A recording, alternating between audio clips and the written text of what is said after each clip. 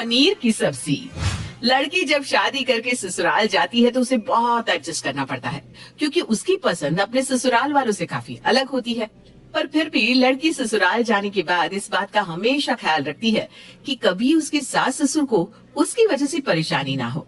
पर जितना बहू अपने ससुराल वालों के बारे में सोचती है, क्या उतना ही ससुराल वाले बहू के बारे में सोचते हैं? ये कहानी है पूर्णिमा की, जिसने ससुराल आते ही सभी घर वालों का दिल जीत लिया था। अरे वाह शांति, घर में खाने की बहुत अच्छी खुशबू आ रही है। हाँ हाँ, बहू तो कुछ भी बनाए आपको खुशबू ही आती है। अभी तक पूरा खाना बना भी नहीं और आपके नाक पर खुशबू पहले ही चढ़ गई। शांति, कभी तो खुश हो जाया करो, हमेशा मुंह चढ़ा कर रखती हो। मुंह तो बनेगा ही ना मेरा।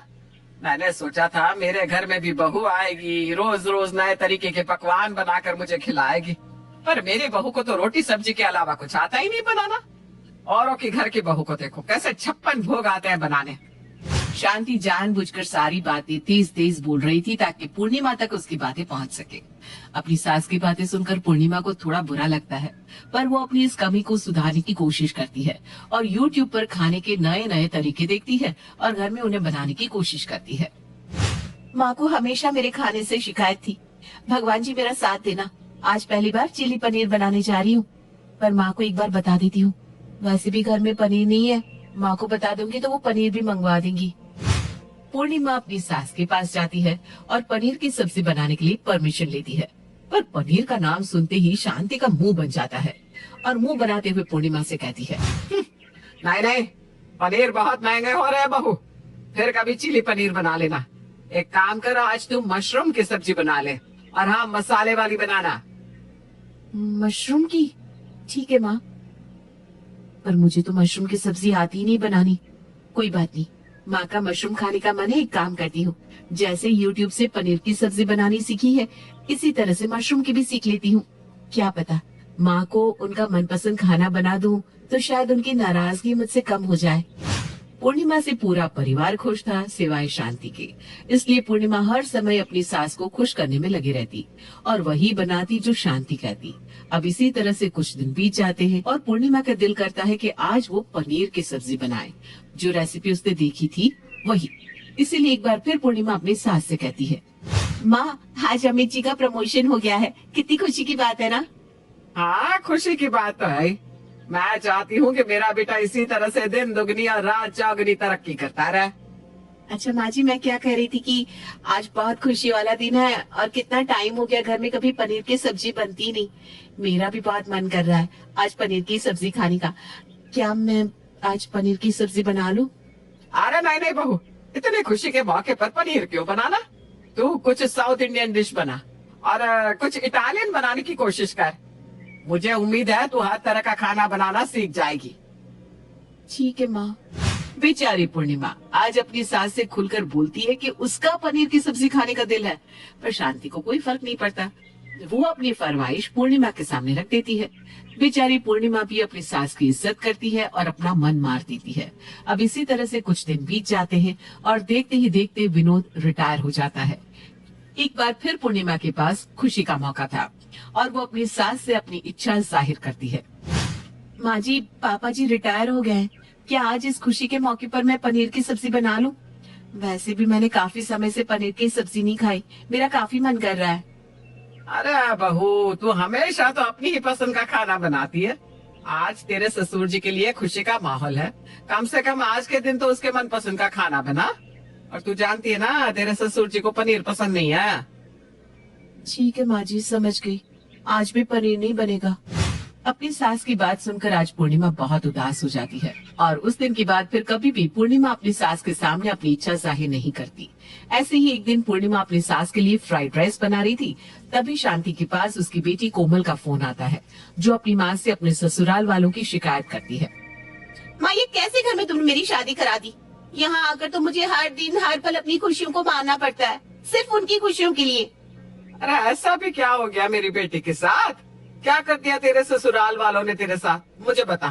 तेरे ससुराल वालों को तो मैं सीधा करूंगी। तुम क्या सीधा करोगी? मेरी जिंदगी खराब हो गई है। इस घर में मेरी पसंद का कभी कुछ बनता ही नहीं। यहाँ तक कि ये लोग मुझे मेरी पसंद का कुछ खाने भी नहीं देते।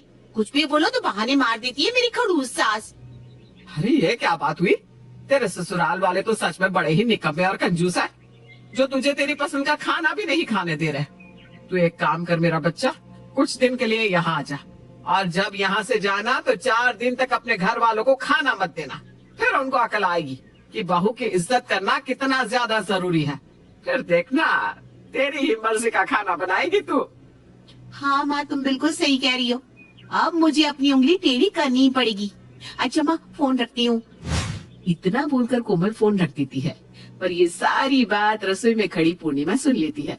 पर फिर भी पूर्णिमा अनजान बनने की कोशिश करती है और अपनी सास को खाना देते हुए कहती है, क्या हुआ माँ जी, ननद जी ठीक तो है ना ससुराल में? क्या खाक ठीक है? अरे पता नहीं कैसे घर में मेरी बेटी की शादी हो गई।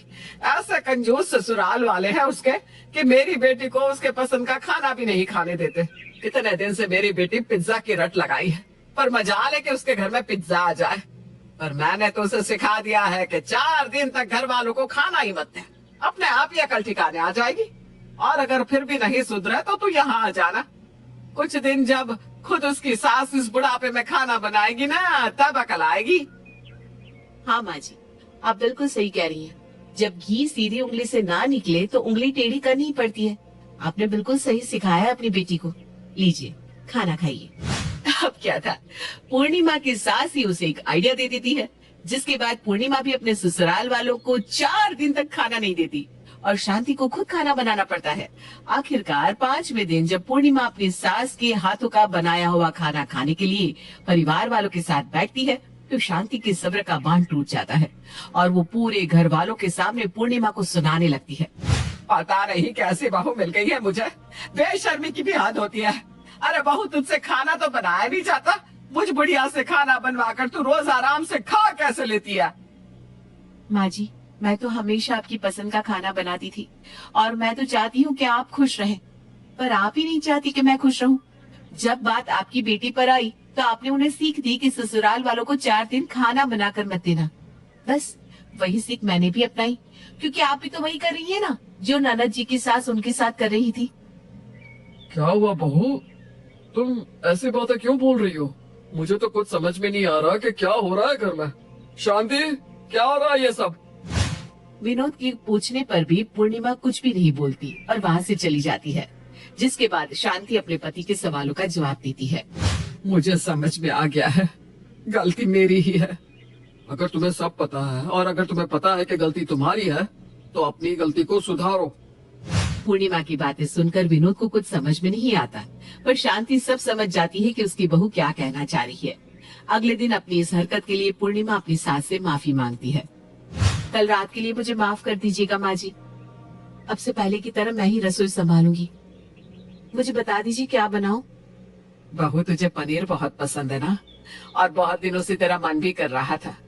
एक काम कर, आज पनीर की सब्जी ही बना ले और अपनी सास को माफ कर दे बेटा। नहीं नहीं माँ जी, आप ऐसा मत बोलो। आपको आपकी गलती का एहसास कराने के चक्कर में मैं भी कुछ ज्यादा ही हद पार कर गई। नहीं बहू, तूने बिल्कुल सही किया, तेरा ये करना जरूरी था। मुझे अपनी बेटी का दुख नजर आया पर बहू का नहीं। जिस तरह मुझे पता चला कि मेरी बेटी को उसके मनपसंद का खाना नहीं खाने दिया जा रहा, उसी तरह जब तेरे घर वालों को ये पता चलेगा तो वो क्या सोचेंगे हमारे बारे में। अब से इस घर में सभी का ख्याल रखा जाएगा, और खास कर तेरा, क्योंकि तू हम सबका कितना ख्याल रखती है। इतना बोलकर शांति अपने दोनों हाथ जोड़कर अपनी बहू से माफी मांगती है, पर पूर्णिमा सारी पुरानी बातें भूल जाती है और अपनी सास को गले से लगा लेती है। जिसके बाद पूर्णिमा के ससुराल वाले भी पूर्णिमा का उतना ही ख्याल रखते हैं जितना पूर्णिमा अपने ससुराल वालों का रखती है।